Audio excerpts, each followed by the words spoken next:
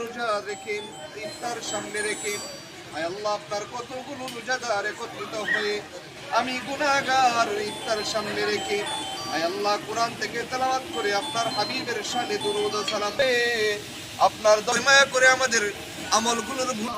বিশেষ করে আমরা যারা হাত উঠাইলাম প্রত্যেকেই রোজাদার আল্লাহ ইফতার সামনে রেখে দোয়া কবুলের সময় জিন্দেগীর तमाम গুনাহ খাতাগুলি আল্লাহ আপনি মাফ করুন।